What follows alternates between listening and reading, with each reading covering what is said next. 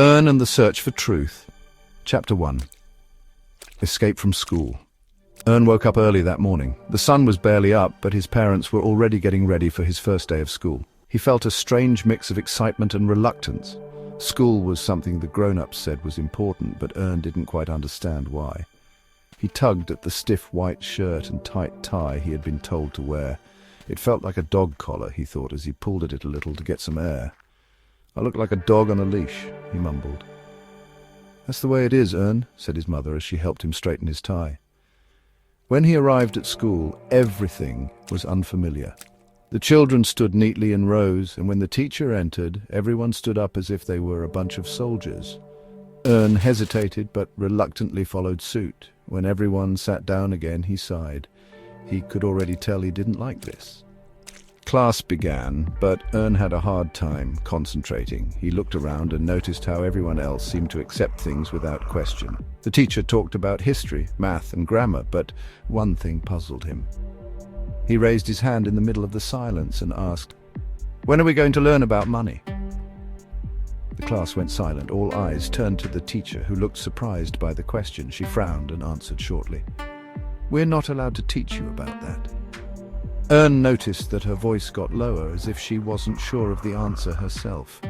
Then she quickly returned to the lesson as if nothing had happened. But for Ern, something had happened. If school wouldn't teach him about money, he would have to figure it out himself. Without a word, he packed his bag, stood up and walked out of the classroom. He didn't even look back. He knew one thing: he would find the answer. Chapter 2. The Truth at the Bank. Ern walked through the city with determined steps. He knew exactly where he was going. The school hadn't answered him, but someone had to know the truth. He stopped in front of that large building with glass doors and a sign that said, "Bank." Adults went in and out, busy and serious. Ern took a deep breath and stepped inside. Inside the bank, there were high counters, so high that he could barely see over them. Large men in suits walked around with folders, and people sat in line while numbers were called out. Ern stepped up to the counter. On tiptoes, he could just barely peek over the edge. "Excuse me," he said. No one reacted. He tapped lightly on the counter. Excuse me, where does money come from?" The banker, a tall, bald man with round glasses, looked confusedly to the right and left. He leaned over his desk and looked down. "A little boy." Ern looked up at him with big eyes. "I asked where money comes from," he repeated. The banker stared for a moment, as if he wasn't sure if he was even allowed to answer. Then he took a deep breath and said quietly, "Money is printed." Ern blinked.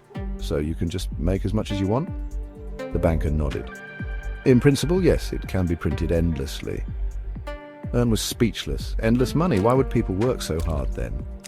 Before he could ask any more questions, the banker straightened up and said in a stern voice, "But I think you're too young to be here. It's time for you to go home." Chapter 3. The Punishment at Home. When Ern got home, his mother was waiting in the kitchen. Her face was tight, her eyes narrow. "The school called," she said coldly. Ern bit his lip. "You left your first day of school. How will you survive if you don't learn anything in school?"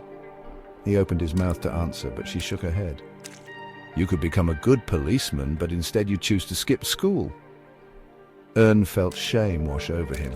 He was told to take his food to his room. Chapter 4. The Nightmare. Later that evening, he sat on his bed with his plate on his lap. He was tired. Thoughts swirled around in his head. When he closed his eyes, he was sucked into a dream. He saw factories spewing banknotes into the air, as if they were leaves in the wind. People grabbed them, used them on houses and food, but no one worked anymore. Everyone borrowed money, more and more that year. But suddenly, everything stopped. People shouted, stores closed, houses were abandoned. The world ended. Ern gasped and sat up in bed. His heart was pounding. Was this how the world really worked? The end